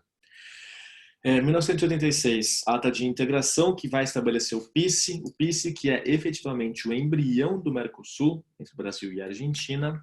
88, Tratado de Cooperação, Integração e Desenvolvimento, e é interessante notar que apesar de Brasil e Argentina estarem num momento complicado em 88 por questões econômicas, lembrem-se, perguntas no chat, por favor. Apesar de Brasil e Argentina estarem em um momento complicado em termos econômicos, eles vão reiterar a vontade política de promover uma aproximação e uma integração. E, portanto, eles vão assinar o Tratado de Cooperação, Integração e Desenvolvimento, estabelecendo um prazo de 10 anos para a criação de um espaço econômico comum. 1990, Brasil e Argentina vão assinar a Ata de Buenos Aires, e aqui num contexto um pouco mais favorável para uma integração comercial. Apesar de, obviamente, Sarney e Afonso terem uma boa relação, o que a gente tem com o Collor e o Menem é justamente o momento no qual tanto o Collor quanto o Menem estão engajados numa política de viés mais liberalizante e, portanto, já que os dois estão numa política mais liberalizante, você imaginar que eles vão, você buscar uma convergência em termos comerciais, uma convergência em termos de integração, funciona super bem. seria interessante, e por conta disso a gente vai ter esse aspecto justamente de eles conseguirem promover e avançar o processo de integração. Quando é assinada a Ata de Buenos Aires, o Brasil e a Argentina concordam em adiantar esse prazo para a criação de espaço econômico comum para 1994. O ingresso de Paraguai e Uruguai vai ocorrer depois da Ata de Buenos Aires e em 91 eles vão efetivamente assinar o Tratado de Assunção, criando o Mercosul. Tem uma pergunta aqui que tem a ver com as questões de forma geral, aproveito para responder. Como lidar com questões e manuais com data de atualização de anos passados para a API em geral? Tenho receio de organizar alguma informação, de internalizar alguma informação desatualizada. E obrigado pela aula. Imagina, bom estar aqui. Essa questão é um pouco delicada. Então, o que vocês precisam sempre pensar é que, em linhas gerais, nós temos um pouco de sorte na medida em que, historicamente, diversos temas da condução da política externa brasileira eles têm uma continuidade. Se a gente olha para a Argentina, é o caos, por exemplo. O Brasil é um pouco mais estável. Essa pergunta, ela não seria, ela provavelmente mal seria feita há alguns anos, mas agora ela se torna relevante quando a gente tem mudanças importantes na condução da política externa brasileira. O que a gente tem é que, apesar de mudanças importantes, como, por exemplo, enfim, uma diplomacia inepta, para ser mais claro, não coloquem isso na prova, por favor, a gente tem um histórico ou um esforço para mostrar que a política externa brasileira segue ainda padrões históricos e assim por diante. Se a gente pegar o discurso de posse do Ernesto Araújo, ele vai tratar temas tradicionais da condução da política externa brasileira, como universalismo, ele vai falar sobre o interesse nacional, sobre o histórico e assim por diante, sobre tradição e assim por diante. Basicamente, o que eles tentam fazer é falar que o que aconteceu nos anos do Lula e da Dilma foi um passo, o que eles querem falar é que isso foi, não vou usar esse termo para não dar confusão, foi algo atípico e algo ruim para a diplomacia brasileira. E eles estão retomando as tradições históricas da diplomacia brasileira. O resultado disso é que basicamente a gente tem uma ideia e discursos que vão ser perenes, vão ser reiterados mesmo com a mudança de governo agora. Em termos das ações específicas é um pouco mais delicado. O que a gente precisa estar atento é quais são os aspectos, as nuances desse discurso que vai ter alguma alteração. O que a gente já nota aqui, por exemplo, é que o quê? Quando a gente fala em Unasul, se estivesse falando numa aula de Unasul há 2 anos, eu falaria muito mais sobre o Unasul, eu colocaria vários aspectos da convergência entre os objetivos da Unasul, da condução da política externa brasileira e assim por diante. A partir do momento que o Brasil se retira da Unasul e critica o projeto da Unasul, toda essa parte da minha aula cai, porque não está mais de acordo com o discurso oficial brasileiro de hoje, e isso tem o resultado de atualização automática nas minhas aulas. A mesma coisa vocês devem fazer. Então, o que eu recomendaria que vocês fizessem? Lembrem-se que existem 3 aspectos, 3 elementos que vocês precisam ver na hora de estudar para a política internacional. O primeiro deles é, obviamente, as leituras de base, os conteúdos, os artigos, livros e assim por diante. Isso é para o conteúdo que é mais estável na hora da prova. O segundo é a atualização, então são as notícias que vocês veem e vocês sempre têm que ter o discernimento de ver se a notícia tem a ver com temas relevantes para o Brasil. Então, uma notícia específica sobre o assassinato da ex-mulher do primeiro-ministro, do presidente da Suazilândia, não é relevante para a prova. Não vai cair, porque não tem a ver com os temas tradicionalmente cobrados, não tem a ver com os temas no edital diretamente. Agora,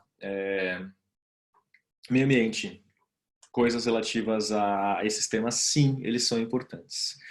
Então, você tem um aspecto, ou de você olha, por exemplo, as notícias sobre a crise na Síria. Você vê várias notícias ao longo do tempo que é o que está acontecendo, crises, quantas pessoas morreram, como está difícil em Idlib e assim por diante.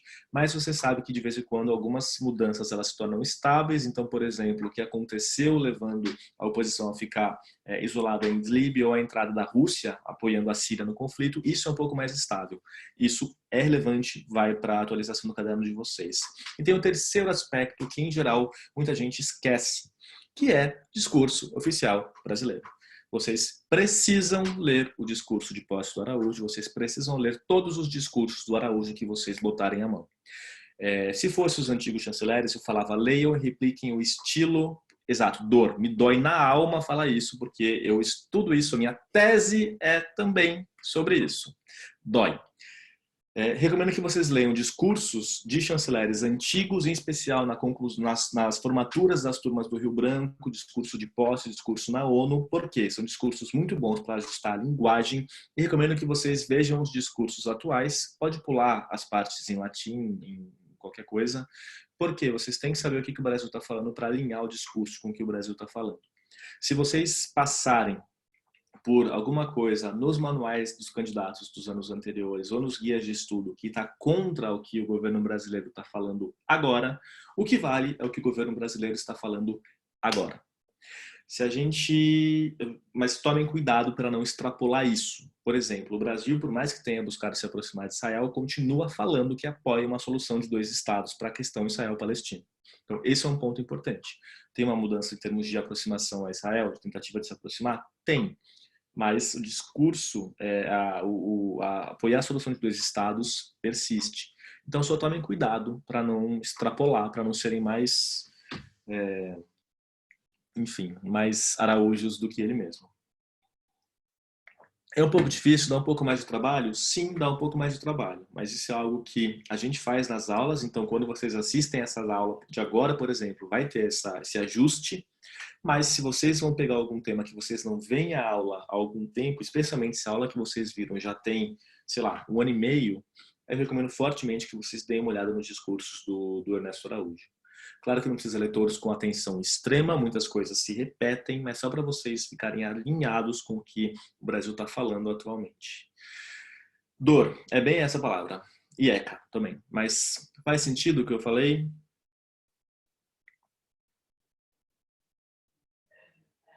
Vocês meio que têm que criar esse hábito de olhar o discurso oficial com alguma frequência, porque é preciso isso para vocês ajustarem o discurso, porque é esperado na 3ª fase de política internacional. Desculpem a divagação, rodou, mas isso é algo central, e aproveitando que essa aula é mais aberta, já fica aqui a minha recomendação para vocês. E eu posso aproveitar, porque eu não sou diplomata como o Vidal, então eu posso falar mal do Araújo o quanto eu quiser, que ninguém vai me segurar. Então, ainda tem esse extra que me favorece. Algo também que eu recomendaria para vocês é ficarem atentos com desenvolvimentos acerca do coronavírus. Isso porque é um tema central que vai ser o tema desse ano e provavelmente dos anos seguintes. Eu, obviamente, atualizei a aula de hoje levando em conta ações de coordenação na região para o coronavírus. Isso está aqui incluído.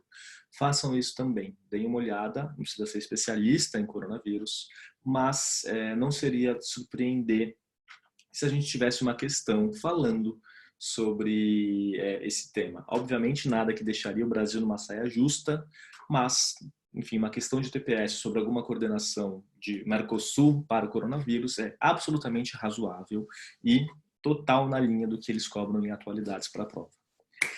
Voltemos. Mercosul criado em 1991. Bom, o que a gente sabe é que o Mercosul é uma zona de livre comércio e uma união aduaneira. Na verdade, uma união aduaneira, ela é, por definição, também uma zona de livre comércio e, portanto, poderia ir direto para o Mercosul é uma união aduaneira. E é uma união aduaneira imperfeita. E por que imperfeita? Porque ela tem regimes de exceções tributárias. Esses regimes de exceção tributárias, discurso, é porque existem assimetrias entre os estados que precisam ser levadas em conta. Não porque a gente não consegue avançar. Assimetrias. Além de alguns matizes de mercado comum, como harmonizações legislativas, aproximação política e assim por diante. Ele é o mais bem-sucedido exemplo de integração aqui na nossa região. Obviamente não no mundo, mas aqui na nossa região ele deve assim ser lembrado. O Tratado de Assunção, ele criou o Mercosul, mas ele foi algo feito meio que correndo na medida em que ele apresentou uma estrutura e uma forma de tomada de decisão provisória. Tomem cuidado porque vocês precisam visitar os documentos importantes, o Tratado de Assunção é importante, mas vocês não podem ficar só nele, porque a estrutura definitiva e a forma de tomar de decisão definitiva do Mercosul estão não no Tratado de Assunção, mas no Protocolo de Ouro Preto. Se vocês olharem só o tratado, por exemplo, vocês vão ver reuniões sobre o mercado comum com uma frequência distinta do que elas ocorrem efetivamente, porque o Protocolo de Ouro Preto encurtou o prazo dessas reuniões. Não são 6 meses, são a cada 3, por exemplo. Então, levem em conta isso. O protocolo de Ouro Preto vai ser o mais importante. 91, o Protocolo de Brasília estabeleceu o antigo sistema de solução de controvérsias. 92, o Protocolo de Las Lenhas estabeleceu cooperação e assistência jurisdicional. Sempre menciono o Protocolo de Las Lenhas porque ele é importante? Não, ele não é importante, mas ele foi cobrado na prova uma vez. Isso quer dizer que vocês têm que decorar todos os protocolos do Mercosul? Não, porque tem mais de uma centena de protocolos do Mercosul. Isso quer dizer o quê? Que vocês precisam sim saber os protocolos centrais do Mercosul, que são esses que eu vou mostrar agora para vocês, e saber, e com base nisso, responder as questões que aparecem. Houve uma questão já há mais de 5 anos que falava sobre o protocolo de Las Lenhas. Só que o que a questão fazia era falar que o protocolo de Las Lenhas atribuiu ao Mercosul personalidade jurídica, estrutura institucional e o processo decisório definitivo. O que te dava a resposta não é saber o que o protocolo de Las Lenhas fez ou não fez, mas conhecer o importante protocolo de Ouro Preto. Então, essa é uma estratégia de pensamento dando volta que é muito comum na hora de responder questões na prova. Então, lembrem-se disso. 98, vigor em 2002, toda vez que tem essa barrinha, é a questão do vigor, protocolo de Ushuaia. O protocolo de Ushuaia estabeleceu a cláusula democrática do Mercosul. Além dos países do Mercosul, Bolívia, Chile, Venezuela e Equador o ratificaram também. 2002, o protocolo de Olivos derrogou o protocolo de Brasília, estabelecendo um novo mecanismo de solução de controvérsias que tem como grande característica o Tribunal Permanente de Revisão. Detalhes sobre isso, aula de Direito. 2002, vigor já em 2009, o Acordo de Residência. 2005, um protocolo de assunção sobre o compromisso com a promoção dos direitos humanos. 2011, protocolo de Montevidéu, ou protocolo de Ushuaia II, de compromisso democrático, ainda não em vigor. 2017, protocolo de cooperação e facilitação de investimentos, o PCFI. A ideia do protocolo de cooperação e facilitação de investimentos ela é semelhante à ideia do acordo de cooperação e facilitação de investimentos, mas no caso é válido para os membros do Mercosul. A ideia é incentivar investimentos recíprocos mediante a adoção de normas de tratamento em investimento e investidores e investimentos, a cooperação entre os estados na promoção de ambiente de negócio favorável e a facilitação de investimentos. Isso aqui claramente é o texto do protocolo, se vocês quiserem dar uma olhada. A gente vai falar um pouco mais sobre os acordos, os ACFI, na aula de comércio, mais para frente. Últimos desenvolvimentos acerca do Mercosul, em termos de histórico e reuniões. A gente tem, em julho do ano passado, o acordo para eliminação da cobrança de encargos de roaming internacional aos usuários finais do Mercosul. Viva para quem for passar um fim de semana romântico lá em Buenos Aires ou ter uma boa aula de tango. A última cúpula que ocorreu foi a cúpula do Vale dos Vinhedos, isso em Bento Gonçalves, lá no final do ano passado, em dezembro. Nessa cúpula, eu recomendo que vocês olhem sim os documentos. A gente tem o comunicado dos Estados-partes, dos partes associados, isso é comum, e esses comunicados são uma excelente forma de vocês verem o mínimo múltiplo comum. Melhor, não é o mínimo múltiplo comum, é o... Não, é isso. Não, máximo divisor comum, digamos assim. Máximo divisor comum da política externa dos países da região. Obviamente, tudo aquilo que está na declaração é política externa de todos os países que fazem parte da região. Isso é bastante interessante, porque é uma forma que vocês têm de revisar a política externa de Argentina e outros, e Brasil também, de uma maneira bem rápida, direta, vendo um texto que está num link disponível online para vocês, sem custos extra. Um outro ponto também da reunião é justamente as declarações presidenciais específicas para a situação da Venezuela, ilícitos transfronteiriços, desenvolvimento sustentável e sobre o Caminho dos Jesuítas.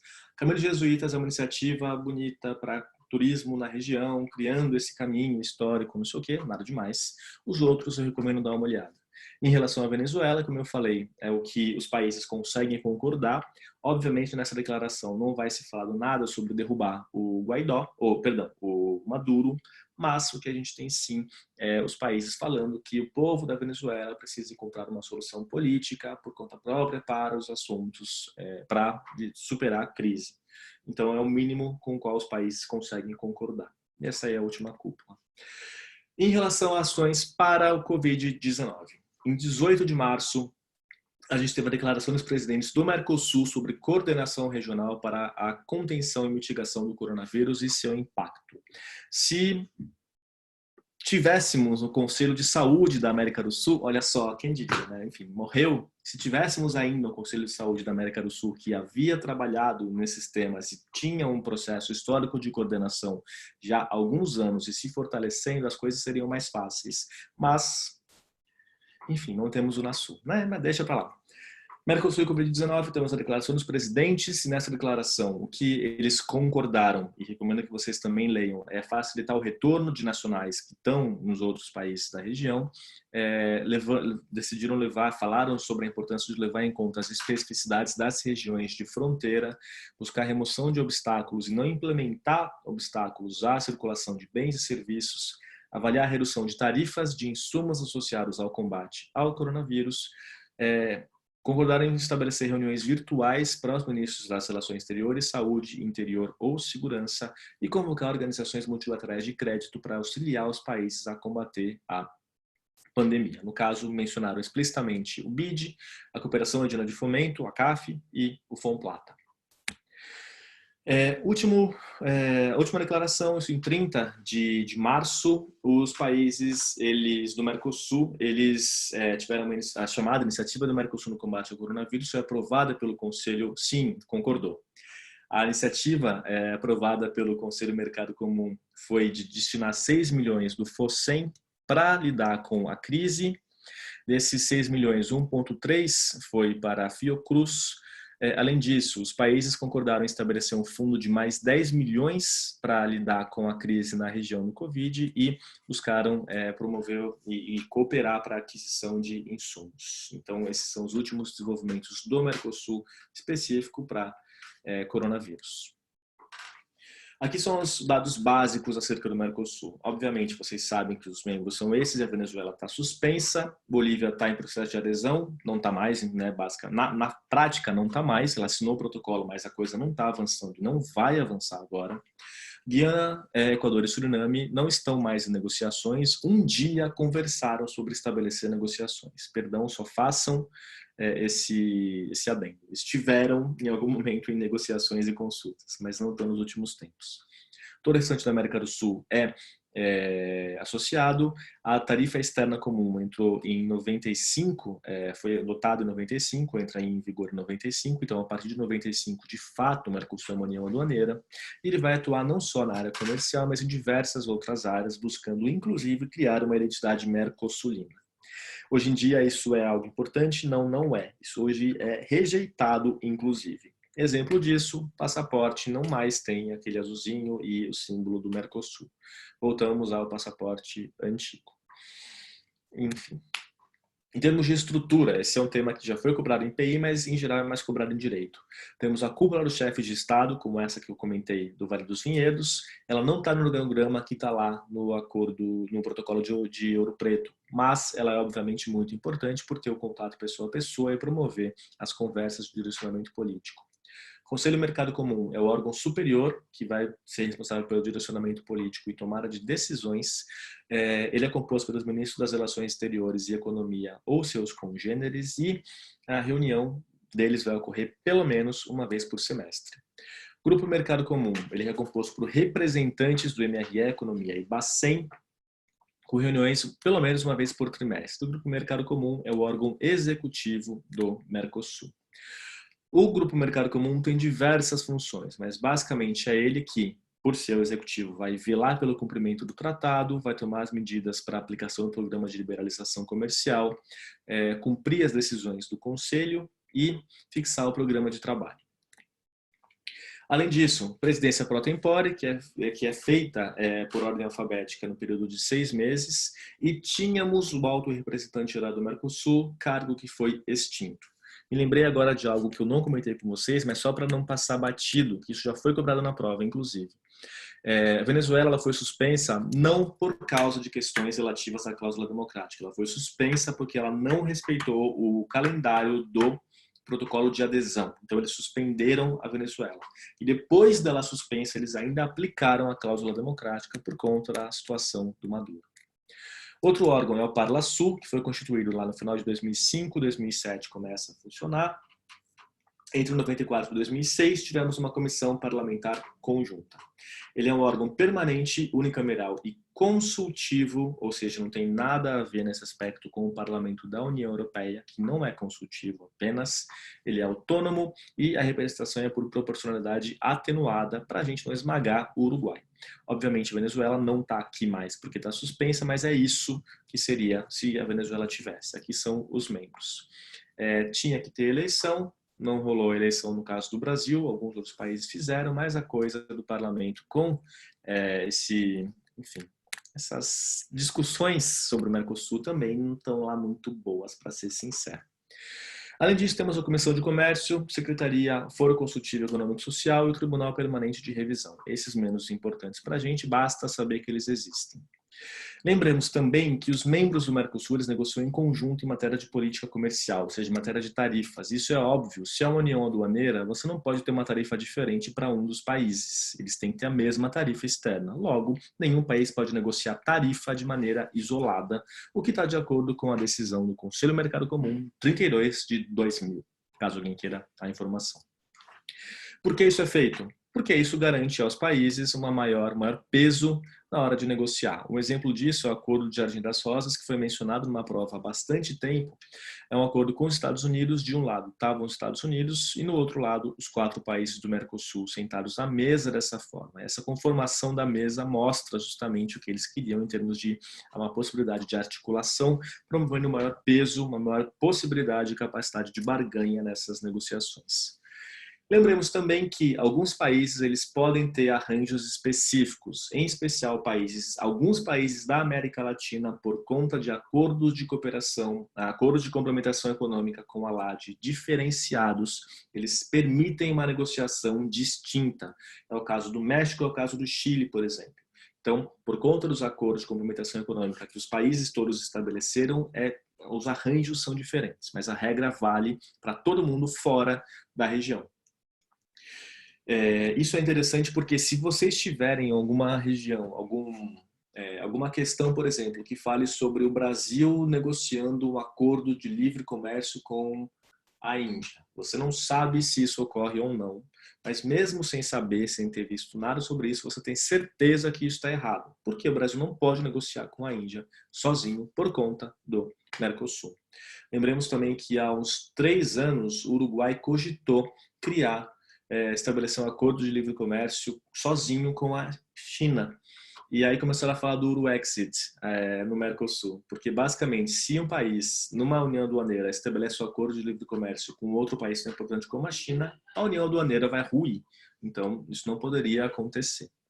Lembremos também que em outras matérias os países podem negociar separado. Um acordo, por exemplo, para compra de automóveis, é possível você fazer, não mexendo com tarifa, com outro país, não tem nenhum problema. A questão é não mexer com tarifa de forma isolada. Mercosul tem diversos acordos quadro ou acordo marco de cooperação com diversos países. Esse aqui é o que fundamentou as discussões para o acordo com a União Europeia. Tem acordo de livre comércio também com os países, esse aqui é que está em vigor. E completou o acordo de livre comércio com a União Europeia e com o EFTA. O problema é que, né? Nenhum dos dois ainda está em vigor, mas os dois foram finalizados. Canadá, Coreia do Sul e Singapura estão em negociação. Também temos alguns acordos de preferência tarifária ou comércio preferencial com a Índia e com a União Aduaneira da África Austral. Temos também diálogos econômico-comerciais. Percebo que, em geral, esses diálogos são estabelecidos com países importantes ou com países com os quais negociamos até ou pensamos em livre comércio. E em termos de fundos específicos do Mercosul, o que mais merece destaque é o FOSEM, Fundo de Convergência Estrutural, criado em 4, começa a funcionar em 6, com o objetivo de promover a convergência estrutural, que nada mais é do que combater as assimetrias entre os Estados. Outro ponto é que se busca, por meio do FOSEM, desenvolver a competitividade de cada um dos membros e do bloco como um todo, promover coesão social e fortalecer institucionalmente o Mercosul. Agora, nesse contexto de crise, a gente teve uma outra função importante, no sentido de que ele permitiu aos países usarem os recursos. Os aportes, eles são maiores nos países maiores, menores nos países menores. Óbvio, então é proporcional, não perfeitamente, mas leva-se em conta a diferença de tamanho entre os países e na hora de receber os recursos é ao contrário. os países menores recebem mais recursos do que os países maiores. Então a ideia é isso, é você ter uma convergência estrutural, é que os maiores consigam ajudar os menores a crescerem e se desenvolverem mais. Além disso, e aqui é só para vocês saberem, temos o Fundo de Garantia para Micro, Pequenas e Médias Empresas, também tem um arranjo em termos de recurso parecido com o FOSEM, Fundo de Financiamento do Setor Educacional, lembrando, porém, que não há o reconhecimento automático de diplomas, mas com a Argentina tinham alguns acordos específicos para agilizar o processo, mas ainda não é automático, existem arranjos diferenciados, não automático. Fundo da Agricultura Familiar do Mercosul também existe, Programa de Integração Produtiva, o Fórum Consultivo Econômico Social foi criado em 12 e existem negociações para a cultura e turismo também terem os seus fundos específicos, mas ainda não implementado. A dimensão social do Mercosul, ela era muito mais importante, mas nos últimos tempos ela perdeu a importância em face ao aspecto comercial e liberalizante por conta dessas mudanças de orientação dos governos, mas desde 2006 ocorreram cúpulas sociais, obviamente a frequência diminuiu, mas ocorreram essas cúpulas. O Instituto Social do Mercosul foi criado em 2007, em 2008 a Comissão de Coordenação dos Ministros e de Assuntos Sociais, ela se reúne, e 2009 o Instituto de Políticas Públicas e Direitos Humanos foi criado. Em relação à Venezuela, já comentei. Em relação à Bolívia, mesma coisa, tá? Assinou o protocolo de adesão, mas é parte em processo de adesão, não é um membro pleno, o protocolo não foi implementado e, enfim, dificilmente vai ser, especialmente nessas circunstâncias.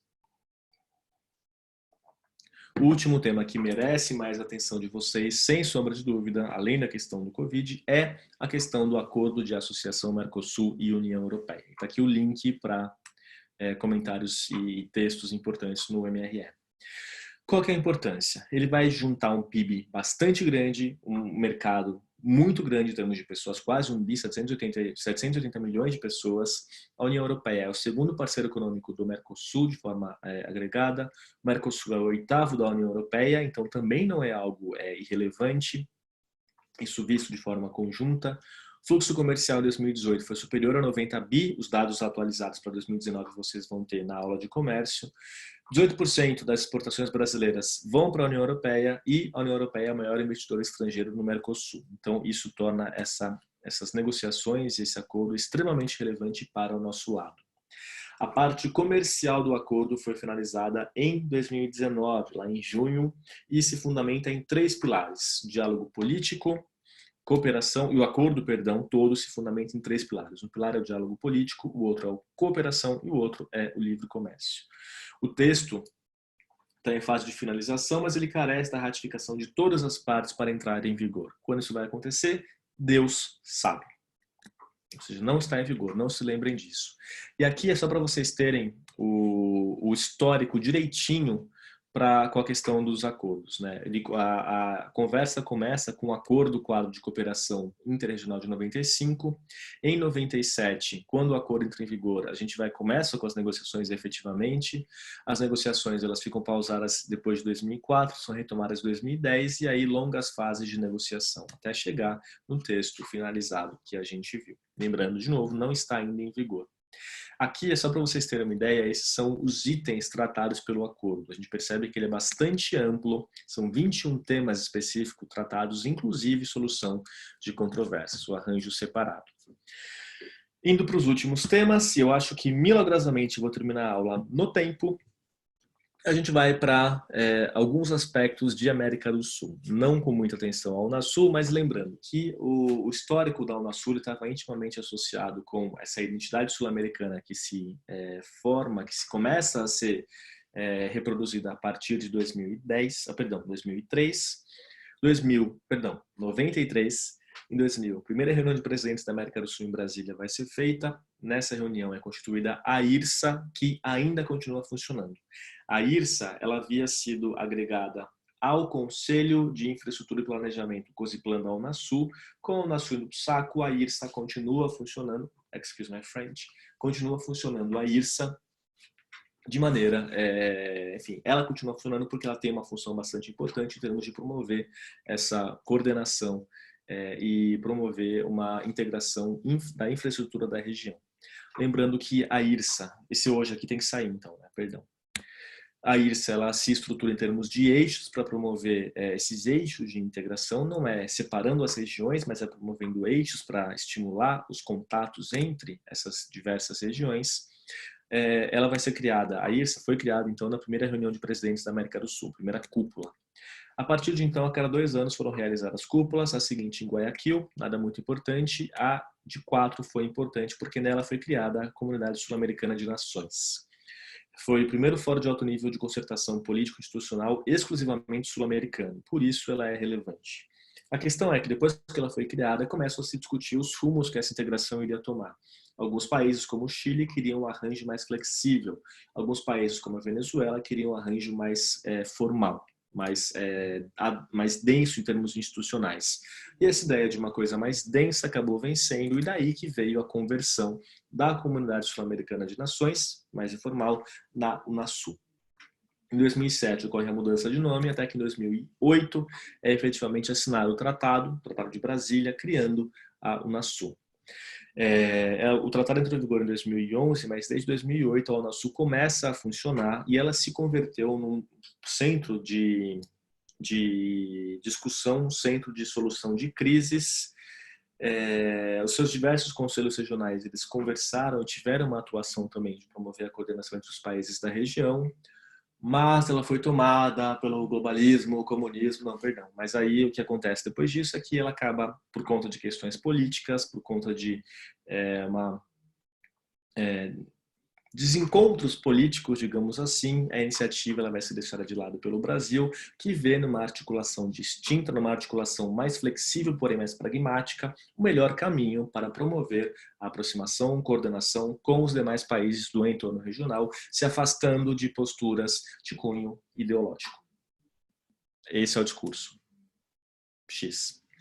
Enfim, a Unasul, né, que tinha por objetivo o desenvolvimento, integração, coordenação política e consolidação de uma identidade sul-americana, ela vai ser deixada de lado e ela vai ser trocada pela ProSul, como a gente bem sabe.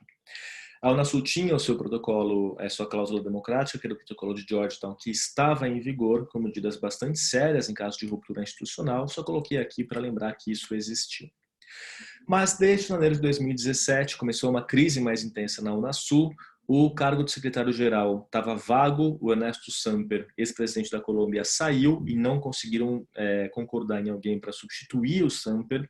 Houve indicação do argentino José Bordón, mas ela não foi aceita.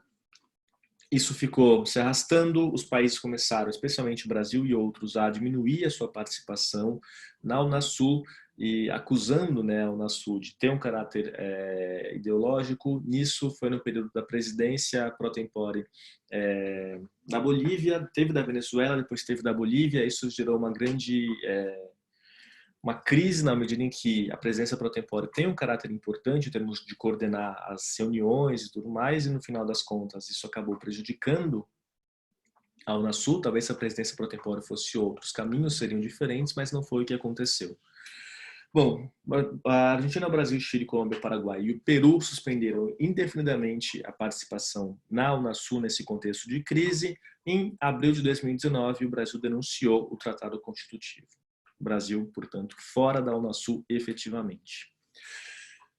Apesar disso, existe uma importância de pensar a região como um todo, e dessa tentativa de pensar a região dessa forma veio a criação do Fórum para o Progresso da América do Sul, ou o ProSul. O ProSul, ele tem uma estrutura informal, no sentido de que não é uma organização internacional como era a Unasul. Ele vai ser lançado, a iniciativa vai ser lançada pela Declaração Presidencial sobre a Renovação e o Fortalecimento da Integração da América do Sul, ou seja, o que a ProSul busca fazer é renovar e fortalecer a integração da América do Sul, ou seja, a integração da América do Sul ainda é vista como importante na condução da política externa dos países aí mencionados. Esses são os países que fazem parte da iniciativa, que tem uma estrutura leve e flexível, com regras de funcionamento claras e mecanismo ágil de tomada de decisão, respeitando a democracia e os direitos humanos. É isso que é a ProSul, ou ProSul, né? Em março também, no dia 18, foi feita uma declaração presidencial do ProSUS sobre ações conjuntas para enfrentar a pandemia do coronavírus. Recomendo que vocês vejam o documento, mas o que a gente tem é basicamente um acordo para coordenar posição e trocar informação, tentar preservar a circulação de bens e serviços também e se coordenar com mecanismos de financiamento. Aqueles mesmos foram mencionados, o BID, a Cooperação de Fomento, a CAF e o Fomplata. E também os países decidiram criar um grupo ad hoc, isso é o mais relevante, para discutir a questão do coronavírus. E é basicamente isso, minha gente. Fazia tempo que eu não dava uma aula sem exercícios, mas eu confesso que eu acho muito mais agradável não ter os exercícios. Eu prefiro ir no conteúdo de uma vez. O que eu recomendo para vocês em termos de bibliografia? O capítulo 6 do Inserção Internacional do Cervo. O capítulo 6 ele versa exatamente sobre a integração regional, desafios, limites e assim por diante. Escola da Liderança no Danese. Um que fala sobre a América do Sul, esse capítulo 3 especificamente. Então lembra que eu falei que vocês precisavam de textos também que façam uma análise e tenham uma perspectiva não factual, mas analítica da integração? O que vai prover isso para vocês é o Danese, e o que vai prover isso para vocês também é o texto do Simões. O da PC Quilo é um texto sobre o histórico de integração, então como ele vai parar mais distante do período atual, ele é interessante para fazer uma revisão nesse sentido. E eu publiquei em 2018 um texto sobre os desafios da política brasileira para a integração econômica e comercial. Ele fala esse texto sobre a América do Sul, definitivamente não é das minhas peças mais brilhantes, mas ele faz um bom resumo de organizações, de histórico e de desafios da integração regional. Não é um texto muito longo também, nada muito sério. Então é outra leitura que eu recomendaria para vocês.